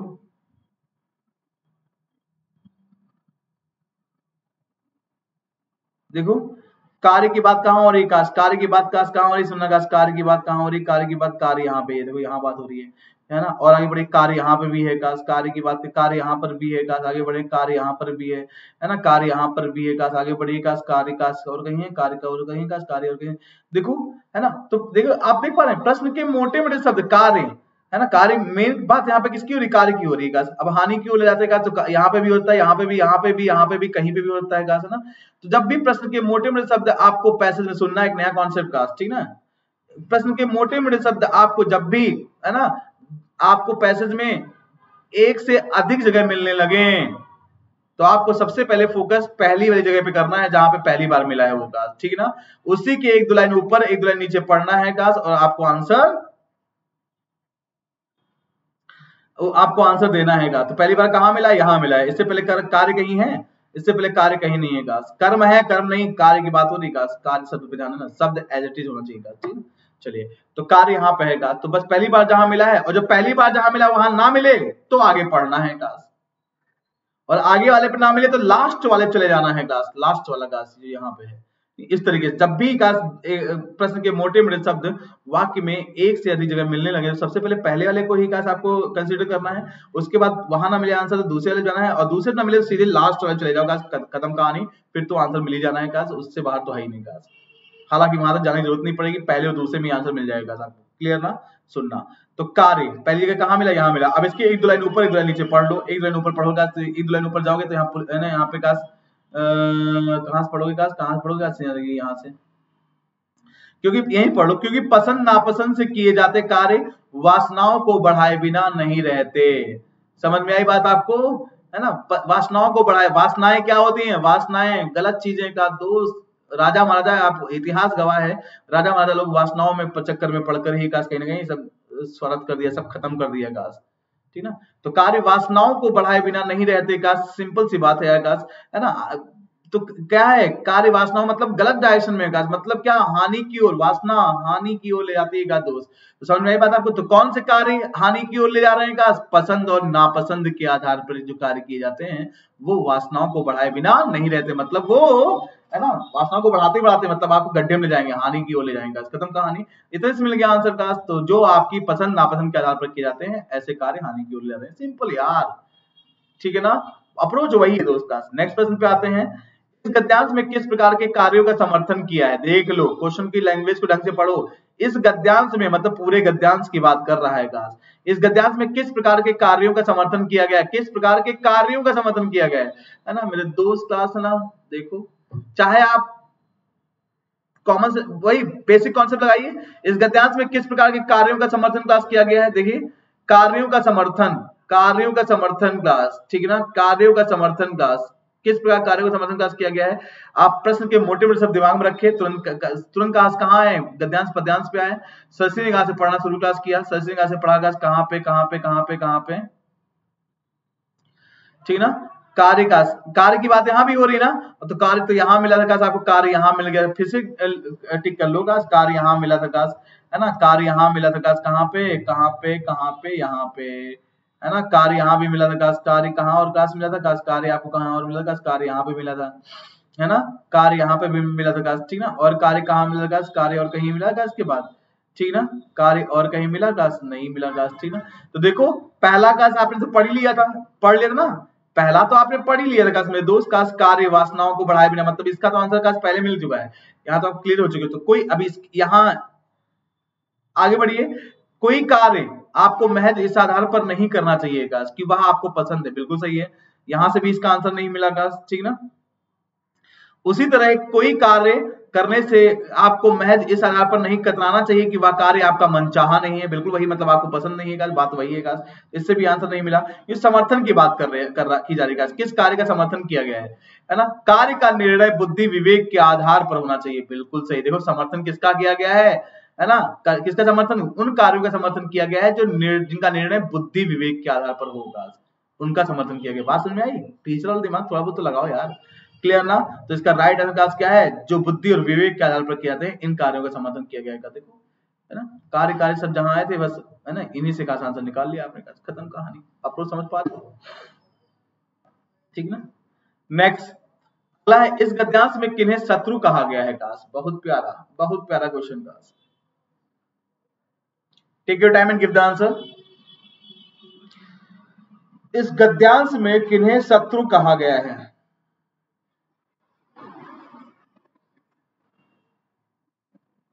फटाफट आंसर।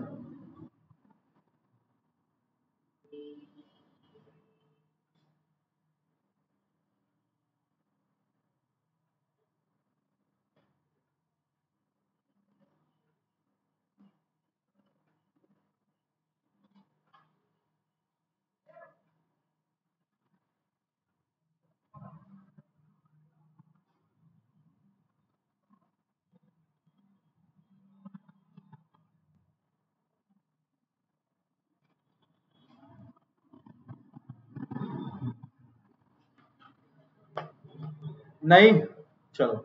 इस गद्यांश में किन्हें शत्रुकाश कहा गया मेरे दोस्तों? इस गद्यांश में किन्हें शत्रुकाश कहा गया? प्रश्न के मोटे मोटे शब्दकाश क्या है? शत्रु। प्रश्न का मोटा मोटा शब्द तो यही है ना, अब इतना समझ में आ ही गया होगा ना, गद्यांश तो चल ही रहा है ये। किन्हें शत्रु कहा गया, मोटा मोटा शब्द क्या है? शत्रुकाश। आई का तुरंत गद्यांश पे का फटाफट का प्रश्न के मोटे मोटे शब्द दिमाग में रखे, तुरंत फटाक से कहाँ है? गद्यांश पे। सरसरी निगाह से पढ़ना शुरुकाश किया, पढ़ना शुरुकाश किया, पढ़ना शुरुकाश शुरू किया। कहाँ पे शत्रु की बात हो रही, कहाँ पे शत्रु की बात हो रही है, कहाँ पे शत्रु की बात हो रही है? देखो यहाँ पे है ना, देखो यहाँ पे। और कहीं शत्रु की बात हो रही है? आगे और कहीं शत्रु की बात हो रही नहीं? बिल्कुल तो बस इसको अंडरलाइन या घेरे में कर लो। प्रश्न के मोटे मोटे सब जहां मिल जाए उसको अंडरलाइन या घेरे में कर लो, बस उसके एक दो लाइन ऊपर एक दो लाइन नीचे उस प्रश्न का उत्तर छुपा होगा। अब इस बार पढ़ लो तो पढ़िए, इसके एक दो लाइन ऊपर यहाँ तो फुल स्टॉप लगाए तो पहले ही पढ़ लो इसको, है ना। तो पसंद और यही पढ़ो, पसंद और नापसंद आपके लिए सबसे बड़े शत्रु हैं। बताओ तो शत्रु किन्हें कहा गया है? आप याद रखिए, हमेशा याद रखिए, आपकी पसंद और नापसंद आपके सबसे बड़े शत्रु हैं। तो पसंद नापसंद की बात कहाँ गई? सेकंड में की गई।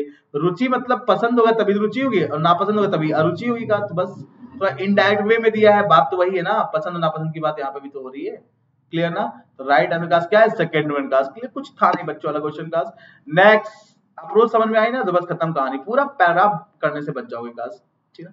लेखक ने इन शत्रुओं, और बाकी मैंने बहुत सारी प्रैक्टिस करवाई है लर्निंग ऐप पर, अगर आपको ढेर सारी प्रैक्टिस करनी है पैराग्राफ की का किसी भी एग्जाम के लिए, सीटेट एंड और कोई भी टीचिंग एग्जाम एंड और, तो आप 13 नवंबर से लेके 31 दिसंबर 2020 की क्लासेस देख लो लाइन से लर्निंग ऐप पर। क्लास किस नाम से क्लासेस हैं, है ना? Target and practice class of Hindi, target and practice class of Hindi CTET 2021 के लिए, सीटेट 2021 जनवरी में हुआ है, उसके लिए मैंने पढ़ाया था पूरा क्लास। तो वो क्लासेस देख लो, बहुत अच्छा है ना, बहुत अच्छी प्रैक्टिस हो जाएगी गाइस आपकी हिंदी की, पैसेज की, पेडागॉजी की भी, और एक ग्रामर पोर्शन की भी गाइस प्रैक्टिस हो जाएगी गाइस आप। बाकी जुड़ जाइए लर्निंग ऐप पर। अभी तो फिलहाल थोड़ा हेल्थ इशू से गुजर रहा हूँ मैं, आज के बाद से थोड़ा सा कुछ छुट्टी पर रहूंगा, उसके बाद फिर आते हैं, देखते हैं गाइस क्या है क्या नहीं। लेखक ने इन शत्रुओं से निपटने का कौन सा मार्ग सुझाया है गाइस? कौन सा मार्ग सुझाया है मेरे दोस्तों गाइस? बताइए किन शत्रुओं से? शत्रु समझ चुके हो ना? शत्रु कौन? शत्रु है ना, आपके पसंद और नापसंद सबसे बड़े, आपके सबसे बड़े शत्रु हैं का। जितना पैराग्राफ करते जा रहे हो उतना दिमाग में तो सेट होता जाता होगा ना, वो जा रहा होगा ना कि पैसेज में क्या चल रहा है। तो भैया इन शत्रुओं से, किन शत्रुओं से? आपके अपने पसंद और नापसंद से गास, है ना, ये सबसे बड़े शत्रु है ना। इनसे निपटने का कौन सा मार्ग सुझाया है गास? कौन सा मार्ग सुझाया? अब बताओ भैया, शत्रु की बात यहाँ पे हो रही है, तो इसका मतलब इनसे निपटने का मार्ग कहीं इसके आगे सुझाया गया होगा ना। तो ऑब्वियस सी बात है, आगे 2-3 लाइनें ही हैं, और बाकी आप बेसिक कॉन्सेप्ट अप्लाई कर दो, प्रश्न के मोटे में सब दिमाग में रख लो। शत्रुओं से निपटने का मार्ग सुझाया है गास, मार्ग, है ना। शत्रुओं की बात कहाँ हो रही है, मार्ग की बात कहाँ हो रही है? शत्रु की बात तो यहाँ हो रही है काश, क्लियर ना। मार्ग की बात कहाँ पे हो रही है काश? मार्ग की बात यहाँ पे हो रही है काश, खत्म कहानी। तो प्रश्न के मोटे में शत्रु मिल गए, फिर आपको काश अंडरलाइन कर लिया, घेरे में कर लिया, एक दो लाइन ऊपर एक दो लाइन नीचे पढ़ लो, इस प्रश्न का उत्तर ठोंक दो। देखो यहाँ लिखा, पूरा प्रश्न का पूरा पूरा मिल गया। निपटने का कौन सा मार्ग? निपटने का कौन सा मार्ग? व्यवहारिक मार्ग, व्यवहारिक मार्ग, ठीक ना। क्या व्यवहारिक मार्ग? लेकिन व्यवहारिक ऑप्शन दिया नहीं का, तो क्या है? आगे पढ़ो। व्यवहारिक मार्ग यह है कि क्या, कि अपनी रुचि और अरुचि का विश्लेषण करें, अपनी पसंद नापसंद का विश्लेषण करेगा। क्या मार्ग सुझाया है? कि रुचि और अरुचि का विश्लेषण करेगा। तो कहां बात की गई है विश्लेषण करने की? थर्ड ऑप्शन, सिंपल यार, और क्या बताऊं, बात समझ में आई? अप्रोच समझ में आई ना? आइए, वही गद्यांश पद्यांश है, मतलब वही गद्यांश है गास, ठीक ना। अभी गद्यांश कर रहे हैं, एक अभी पद्यांश करके दिखाएंगे, उसके बाद आप क्वेश्चन करना गास धुआंधार तरीके से, है ना। नकारात्मक का विलोम शब्द है का, चार ऑप्शन आपके सामने। मैंने कहा ना अभी थोड़ी देर पहले बोला था, जब आपको मैंने गद्य और पद्य सॉल्व करने की अप्रोच बता रहा था, तो मैंने कहा था कि विलोमार्थी, समानार्थी, पर्यायवाची, इनके भी यहाँ पे जो क्वेश्चन आएगा बहुत आसान कॉमन सेंस वाला क्वेश्चन आएगा। चार ऑप्शन देख के ठोक दोगे तुरंत का। अब बताओ नकारात्मक शब्द का विलोम, विलोम मतलब क्या? हिंदी ग्रामर से क्वेश्चन पूछा है ना, और जब भी हिंदी ग्रामर से क्वेश्चन आता है, मैंने कहा ना कि आपको गद्यांश से पद्यांश पढ़ने की जरूरत नहीं पड़ती। बहुत रेयर केस में, rare of the rare case में पढ़ती, जरूरत का बनक पड़ती नहीं का आपको।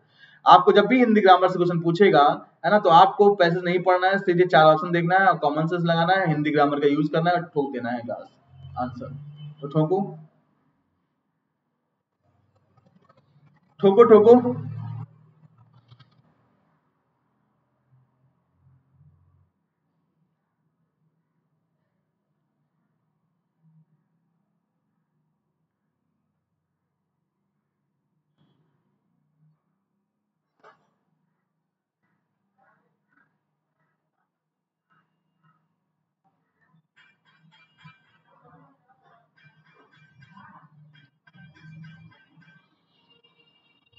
अब बच्चों वाला क्वेश्चन बिल्कुल सही यार।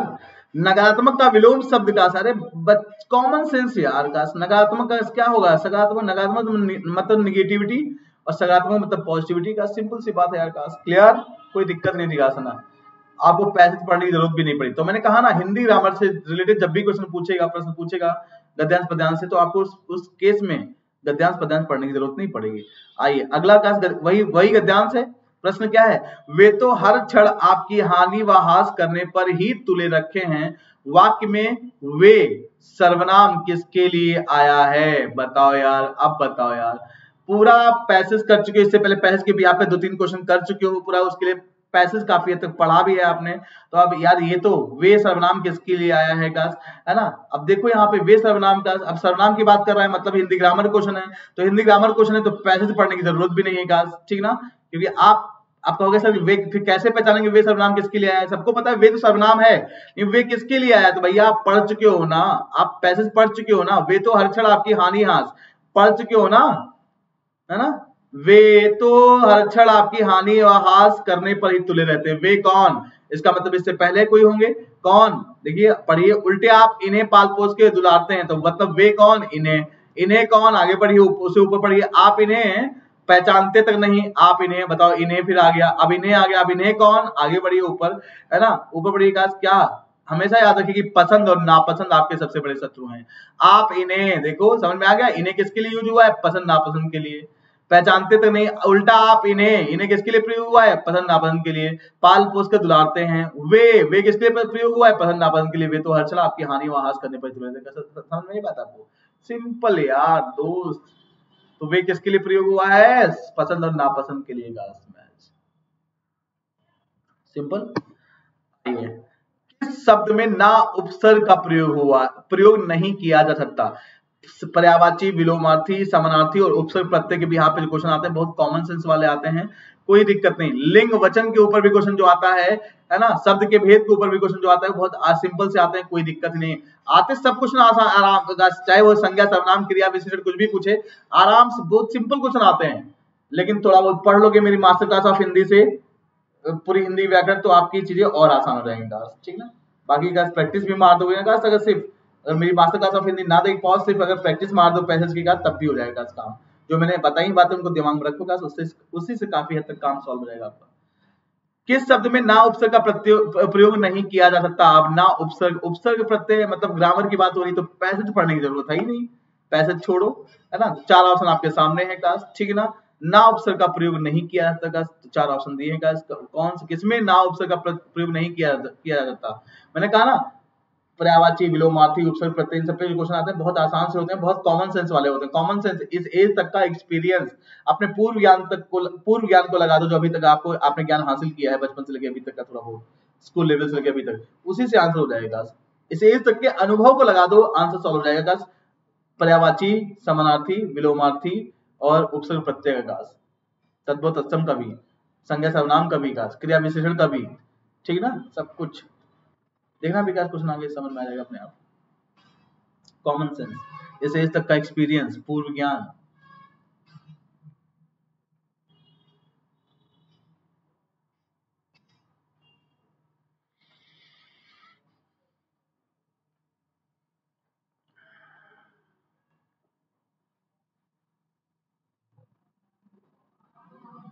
चलो बिल्कुल सही।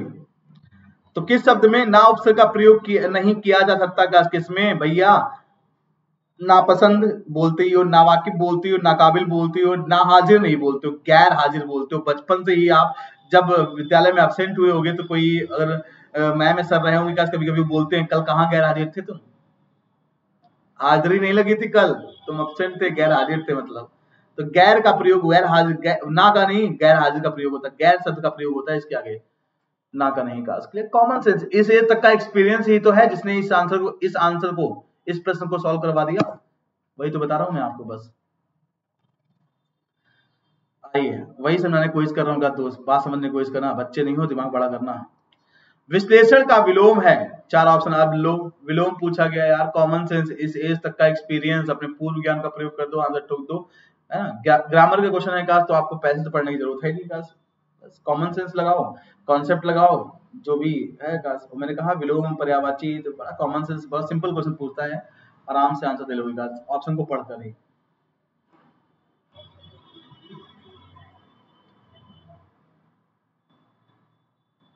बिल्कुल सही। विश्लेषण का विलोम टास्क क्या है? बिल्कुल सही बेटा काश, विश्लेषण का संश्लेषण। आपने कहा सकता है अगर टीचिंग एग्जाम की तैयारी कर रहे हो का दोस्त, तो आप सबको पता होगा ब्लूम्स टैक्सोनॉमी पढ़ी हुई का आप लोगों ने, है ना। ब्लूम्स टैक्सोनॉमी का कॉग्निटिव डेवलपमेंट का जब की थ्योरी पढ़ी हुई का, तो आपने देखा होगा पिरामिडिकल शेप में एक उनके स्टेप्स हैं का। पहले का नॉलेज है, फिर एप्लीकेशन है, फिर का एनालिसिस है, फिर सिंथेसिस है का, फिर इवैल्यूएशन है का, है ना। सारी चीजें हैं का ना, एक पिरामिडिकल शेप में दिया हुआ है का, है ना। Verb to noun class change किया है बाद में इन्होंने अपनी थ्योरी को। खैर, तो विश्लेषण का विलोम क्लास क्या है? संश्लेषण क्लास। विश्लेषण मतलब क्लास क्या? किसी बड़ी चीज को पार्ट में तोड़कर अलग अलग उसके ऊपर रिसर्च करना। और संश्लेषण मतलब क्लास क्या? पार्ट में कोई चीज दी हो, उनको जोड़कर एक साथ उस पर रिसर्च करना क्लास। सिंपल। तो विश्लेषण का अपोजिट क्लास क्या है? संश्लेषण क्लास। सिंपल यार। आइए एक एक क्लास कर ले हम लोग क्या, पद्यांश। गद्यांश खत्म। गद्यांश समझ में आया? देखो कितना आसान कुछ था, अप्रोच समझ में आई। अब आइए चुपचाप प्यार से करते हैं पद्यांश का, उसके बाद फिर फटाफट क्वेश्चन आप लोग का ना प्रैक्टिस करिएगा, जहां से भी करना होगा, कोई दिक्कत नहीं। बाकी हमने ढेर सारी प्रैक्टिस करवाई है ना। 13 नवंबर से लेकर 31 दिसंबर तक, है ना। Target and practice class of Hindi, target and practice class of Hindi के नाम से क्लास पढ़ी होगी। सीटेट 2021 को फोकस करते हुए पढ़ाया था मैंने, आप लोग देख लीजिएगा ध्यान से। धुआंधार फ्री क्लासेस हैं, स्पेशल क्लासेस हैं, कोई पेड बैच नहीं है वो। निम्नलिखित पद्यांश को ध्यान पूर्वक पढ़कर सबसे उचित विकल्प का चयन कीजिएगा। बताइए। अब वही पद्यांश से, अभी तक गद्यांश था, पद्यांश से बस वही पद्यांश में थोड़ा ज्यादा कॉमन सेंस लगाना पड़ेगा, थोड़ा ज्यादा एफर्ट करना पड़ेगा।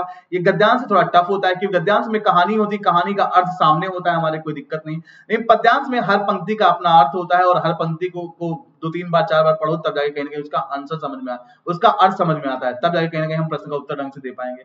खैर यहाँ भी अप्रोच वही है, कॉन्सेप्ट वही है का दोस्त। तो आइए, पहले गद्यांश पद्यांश को नहीं पढ़ना है का। हाँ, बहुत छोटा पद्यांश होगा तो आप पढ़ सकते हो एक बार का ना, ये बड़ा है तो पहले इसको मत पढ़ना। पहले क्या क्या क्या करना, मेघों के आने से लगता है का प्रश्न पढ़ा। प्रश्न के मोटे मोटे सब दिमाग में रखे, क्या मेघों के आने से लगता है, क्या लगता है आप, कुछ लगता होगा, ठीक ना। मेघों के आने से लगता है, प्रश्न के मोटे मोटे सब दिमाग में रखे, तुरंत का गद्यांश पद्यांश पे, यहाँ पद्यांश दिया हुआ है। और सरसरी निगाह से पढ़ना शुरू किया का, कहाँ प्रश्न के मोटे मोटे सब कहाँ मिल रहे हैं? मेघ आए, देखो मेघ आए यहाँ पे है ना। अब भाई तो काव्यांश है ना, तो कम में बड़ा अर्थ दिया होगा ना। देखो मेघ आने के से लगता है, इसका अर्थ, इसका अर्थ कहाँ छुपा हुआ है? मेघ आए में छुपा हुआ है ना। तो बस अंडरलाइन कर लिया, घेरे में कर लिया, बस। अब कहोगे सर मेघ आए तो आगे भी है ना। मेघ आए तो आगे भी है, बिल्कुल सही। मेघ आए आगे भी है, बिल्कुल सही। मेघ आए आगे भी है, बिल्कुल सही। मेघ आए आगे भी है। मैंने कहा था ना, कहा जब किसी गद्यांश में, किसी पद्यांश में कोई प्रश्न के मोटे मोटे शब्द एक से अधिक जगह मिलने लगे, तो पहले आपको पहले वाली जगह के शब्द को ही लेकर सॉल्व करना है प्रश्न को। उसके बाद ना मिले दूसरे पे, नहीं ना मिले तो लास्ट पे आना है सीधे का, और फिर तो आंसर मिल ही जाएगा। आई बात समझ में? बताया था मैंने अभी गद्यांश में, वही पद्यांश में कार्य वाला क्वेश्चन किया था। कार्य, कार्य 3-4 जगह मिल रहा था, तो पहले पहले वाले को, फिर दूसरे वाले को, नहीं तो लास्ट वाले को। चलिए, तो मेघ आए बन ठन संवर के, ठीक है ना। बताइए काश, बताइए। मेन आपने इसको अंडरलाइन घेरे में कर लिया, पढ़िए। मेघ आए बंटन सवर के, आगे आगे नाचती बयार चली, दरवाजे खिड़कियां खुलने से लगी गली गली, पाहन जो आए हो गाँव के शहर में काश, है ना। देखिए क्या लगता है, लगता है क्या लगता है, जो आए हो गांव में शहर के पाहन का। पाहन जो आए हो गांव में शहर के, मतलब गांव में पाहुना आ गए हो, मेहमान आ गए हो, पाहुन मतलब मेहमान, कहां से, शहर के काश, कहां पे आए हो, गांव में काश आए हो, सिंपल सी बात। देखो बादल में आसमान छा गए, ऐसी कहीं बात कही जा रही है काश पहले इस मेघ आए के साथ साथ कहीं बोल रहा है काश कि आसमान छा गए, नहीं ना, बिल्कुल नहीं काश। मानो कहीं उत्सव मनाया जा रहा हो काश, यहाँ पे कहीं ऐसी बात हो रही है इतने में, नहीं ना, है ना। तो बात मानो गांव में शहर से मेहमान आए हो, ये कहा जा रहा है काश, देखो इस लाइन में कहा जा रहा है। इसके साथ आप 1 2 3 लाइन पढ़ोगे काश, नहीं मिला चौथी लाइन पे चले जाओ काश, कोई दिक्कत नहीं। अगला मेघ आए से पहले ये 4 लाइनें इनको पढ़ लो काश, खत्म कहानी, इसी में आंसर मिल गया। अब इसमें आंसर न मिलता है दूसरे में जाते हैं, और दूसरे में आंसर न मिलता तो लास्ट वाले में जाते हैं काश। समझ में आई बात आपको काश? अप्रोच ध्यान रखना काश, दिमाग बड़ा करना, बच्चे नहीं हो। तो राइट आंसर काश क्या है, थर्ड वन, सिंपल यार, देखो कितना आसान लगने लगा आपको पद्यांश भी। आइए, मेघ आए बड़े, सॉरी ये तो काश वो है, ये तो वही है काश, क्या गद्यांश है आपका, पद्यांश है पूरा। प्रश्न है, बरस बाद सुध लीनी, सुध लीनी इस पंक्ति में का भाव किसमें है, इस पंक्ति का भाव किसमें है? अब बेटा बताओ, बरस बाद सुध लीनी, अभी पहले का पंक्ति ये है कहां, गद्यांश में। प्रश्न पढ़ा, प्रश्न के मोटे में सब दिमाग में रखे, बरस बाद सुध लीनी, और तुरंत काश कहां है, पद्यांश पे है, सरसी निगाह से पद्यांश को पढ़ा काश, कहां है बरस बाद सुध लीनी कहां है, सरसी निगाह से पढ़ा पढ़ा पढ़ा पढ़ा काश, यहां मिल गया, देखो यहां मिल गया, गहरे में कर लिया, अंडरलाइन कर लिया, जो भी करना चाहो। 1 2 लाइन ऊपर 1 2 लाइन नीचे, इस प्रश्न का उत्तर होगा बरस बाद सुध लीनी काश, ठीक ना, बरस बाद सुध लीनी, इस पंक्ति का भाव, भाव मतलब अर्थ बताना है काश। तो भैया जब किसी भी शब्द का अर्थ बताना हो या किसी वाक्य का अर्थ बताना होगा तो आपको प्रश्न पढ़ने की जरूरत भी नहीं है, ग्रामर से रिलेटेड क्वेश्चन हो जाता है ना वो। अर्थ बताना हो, विलोमार्थी बताना हो, समानार्थी बताना हो, तो ग्रामर से रिलेटेड क्वेश्चन हो तो कैसे आपको पैसेज पे जाने की जरूरत नहीं, कैसे गद्यांश पद्यांश को पढ़ने की जरूरत नहीं, आप सिर्फ कॉमन सेंस लगाइए, 4 ऑप्शन पढ़िए और अपने पूर्व ज्ञान का प्रयोग करिए, इसे इस तक का एक्सपीरियंस लगाइए, ठोक दीजिए आंसर का। बरस बाद सुध लीनी, कॉमन सेंस का, बरस बाद मतलब 1 साल बाद, बरसों बाद, है ना, बरसों बाद, है ना, बरसों बाद ना, या बरस बाद सुध लीनी, है ना, बरस बाद, है ना, हमारा हालचाल लेने आए हैं काश, ठीक ना। तो क्या बरस बाद, एक बरस की बात कहां हो रही है, यहाँ हो रही है, और कहीं बात हो रही है, बरस मतलब साल, ठीक ना। तो बादल 1 बरस के बाद आए हैं काश, कहीं और ऐसी बात हो रही नहीं काश, बात हो रही आई, बात समझ में, खत्म, बात समझ में आई ना काश दोस्त, तो ये कहानी खत्म। तो बरस बाद सुध लीनी इस पंक्ति में भाव है काश क्या, बादल 1 बरस के बाद आए हैं काश, क्लियर, बात समझ में आई, ठीक है। इतना सिंपल सा हो गया यार, कोई भी हिम्न अप्रोच, मतलब कोई भी गद्यांश या पद्यांश क्लास करें, अप्रोच वही है दोस्त, कोई समस्या नहीं है काश। आइए नेक्स्ट, और इसके बाद 2 क्वेश्चन और हैं काश, ठीक है ना, उसके बाद क्लास में एंड कर दूंगा। पूरी कविता में कौन सा अलंकार है, फटाफट आंसर दीजिएगा, पूरी कविता में कौन सा अलंकार है, फटाफट आंसर। अब पूरी कविता में अलंकार बताना है भैया, अलंकार है तो ग्रामर से रिलेटेड क्वेश्चन, लेकिन मेरे दोस्त पूरी कविता में अलंकार पूछा गया ना, मतलब कोई शब्द नहीं दिया गया है। अब कोई शब्द दिया होता तो भैया हमें पैसे गद्यांश से पद्यांश पढ़ने की जरूरत नहीं पड़ती। अब यहाँ पूरी कविता में कोई शब्द नहीं, पूरी कविता में कौन सा अलंकार पूछा, तब तो भैया हमें भले ही हिंदी ग्रामर से रिलेटेड क्वेश्चन है, लेकिन हमें इसके लिए गद्यांश से पद्यांश को पढ़ना पड़ेगा। तो मैंने कहा ना, कभी कभी rare of the rare case में ऐसा होता है कि जब हिंदी ग्रामर से रिलेटेड क्वेश्चन हो और गद्यांश पद्यांश को पढ़ना पड़े, तो उन्हीं में से एक क्वेश्चन ये है काश। अब क्वेश्चन ही ऐसा पूछा गया तो पूरा पद्यांश पढ़ना ही पड़ेगा। तो बताइए पूरी कविता में कौन सा अलंकार है काश। एक चीज ध्यान रखना, अलंकार का काश कॉन्सेप्ट पढ़ाया था मैंने कहा था जब कोई शब्द, 2 शब्द मिल जाएं, उनके बीच में योजक चिन्ह लगा हो क्लास, योजक चिन्ह क्लास, ठीक ना, योजक चिन्ह लगा हो क्लास, कोई भी 2 शब्द हो, भूल जाइए सब कुछ, कोई 2 शब्द लगे हो और इनके बीच में योजक चिन्ह लगा हो, तो वहां पे क्लास क्या होता है, रूपक अलंकार होता है क्लास, है ना, ये सब बताया था, ये ट्रिक बताई थी क्लास, आप लोग भी ध्यान रख लो, है ना। अलंकार का 2 शब्द दिए बीच में योजक चिन्ह का, अब देखो 2 शब्द दिए बीच में योजक चिन्ह, 2 शब्द दिए हैं बीच में योजक चिन्ह, 2 शब्द दिए हैं बीच में योजक चिन्ह, 2 शब्द दिए हैं बीच में योजक चिन्ह, 2 शब्द दिए हैं बीच में योजक चिन्ह, 2 शब्द दिए हैं बीच में योजक चिन्ह, 2 शब्द दिए हैं बीच में योजक चिन्ह का, 2 शब्द दिए हैं बीच में योजक चिन्ह का, देख पा रहे हो, 2 शब्द दिए हैं बीच में योजक चिन्ह का, समझ में आई बात। देखो कहीं ना कहीं पूरी कविता में क्या दिख रहा है आपको, रूपक अलंकार का। इसके अलावा मानवीकरण अलंकार भी है क्लास, ठीक है ना, नेचर के बारे में भी यहाँ कहीं अच्छे से व्याख्यान किया गया है, आंधी चल रही है ना, प्यार चल रही है, ये चल रहा है क्लास, एक प्रकृति का वर्णन भी क्लास किया गया है, झरझर तमाम चीजें क्लास, ठीक है ना, लेकिन मेनली रूपक अलंकार क्लास, ठीक है, क्लियर ना। आप कहोगे सर ज्यों आया है, ज्यों तो उत्प्रेक्षा अलंकार, अरे पूरी कविता की बात कर रहा है, ज्यों यहाँ आया, आगे तो कहीं नहीं आया ना, है ना, तो उत्प्रेक्षा मत ठोक देना काश कि ज्यों पकड़ लिया बस उत्प्रेक्षा। और पूरी कविता की बात कर रहा है, पूरी कविता में रूपक अलंकार की अधिकता है काश। रूपक ना हो तो मानवीकरण पे जाएंगे, मानवीकरण और रूपक दोनों ना हो तो उत्प्रेक्षा पे जाएंगे काश। चलिए अगला और आज का लास्ट क्वेश्चन काश, फटाफट आंसर दीजिए। मेघ आए बड़े बंठन संवर के, बूढ़े पीपल ने किस प्रकार के मेघों, सॉरी प्रश्न क्या है, बूढ़े पीपल ने मेघों का किस प्रकार स्वागत किया आकाश। ये प्रश्न है आपके सामने आकाश, 4 ऑप्शन है। अरे यार बूढ़े पीपल ने, प्रश्न के मोटे मोटे सब दिमाग में रखे, बूढ़े पीपल ने मेघों का स्वागत। अब प्रश्न मोटे मोटे सब रखे दिमाग में, और तुम कहाँ है पद्यांश पे, ससरी कहाँ से पढ़ा, ससरी कहाँ से पढ़ा काश, कहाँ में बूढ़े पीपल कहाँ है, बूढ़े पीपल, बूढ़े पीपल मिल गया यहाँ पे, बूढ़े पीपल सर्किल, इसको घेरे में कर लो बस, एक दो लाइन ऊपर एक दो लाइन नीचे, इस प्रश्न का उत्तर है बूढ़े पीपल ने आगे बढ़कर जुहार की का। देखो जुहार की मतलब झुककर प्रणाम किया, तो बूढ़े पीपल ने किस प्रकार मेघों का स्वागत किया काश, है ना, झुककर प्रणाम करके काश। यही तो है ना, इसी लाइन में आंसर मिल गया काश। आगे बढ़ के कहते हैं राम जुहार बनी रहे हमारी आपकी काश, राम जुहार काश, कहते हैं झुककर प्रणाम करना काश। तो वही बूढ़े पीपल ने किस प्रकार मेघों का स्वागत किया, झुककर प्रणाम करके काश। सिंपल यार, कुछ था नहीं ना। अब इसके बाद जो क्वेश्चन है काश वो प्रैक्टिस के लिए है काश, है ना, और चाहोगे पीडीएफ में काश पिन करवा दूंगा कमेंट बॉक्स में काश, ठीक ना। आज तो इतना काफी है, बाकी आगे जो क्वेश्चन काश करके देखना, कोई समस्या हो तो हमें बताना काश, कोई समस्या नहीं होगी, सारे क्वेश्चन काश मैंने आपको शो कर दिए हैं, देख लीजिए काश, है ना। बस अपने सेशन को मैं यहीं पे रोकता हूँ, खुश रहें, मस्त रहें, हंसते रहें, मुस्कुराते रहें, हंसा संग्राम कैसे फैलाएं, दूसरों के हंसने की वजह बने, खासकर अपने घर, अपने परिवार, अपने आसपास के लोगों के लिए। Jai Hind, Jai Bharat, take care, bye bye. कोई डाउट हो तो पूछ सकते हैं आप लोग, ठीक है, टेक केयर, बाय बाय, चलिए बाय, ठीक है ना। मास्टर क्लास ऑफ हिंदी देख जरूर लेना, आज के 1 घंटे क्लास में मैंने बस आप गद्यांश पद्यांश को कैसे सॉल्व करोगे, हाउ टू सॉल्व द गद्य एंड पद्य काश, हिम्न एंड प्रोज, वही मैंने बताया, अनसीन पैसेज, कॉम्प्रिहेंशन, जो भी का समझ लो आप लोग, है ना, कुछ भी नहीं है, बहुत आसान होता है। बाकी प्रैक्टिस क्लास के लिए मैंने बताया क्लास, कौन सी क्लास फॉलो कर लो, 13 नवंबर से लेकर 31 दिसंबर 2020 तक की classes, master class of Hindi, master class of target and practice class of Hindi के नाम से है, सीटेट 2021 के लिए पढ़ाई थी मैंने, कहा क्लासेस देख लो। बाकी मास्टर क्लास ऑफ हिंदी देखना का जरूर, 16 जुलाई 2020 से लेकर 3 महीने लगातार, ठीक है। Thank you.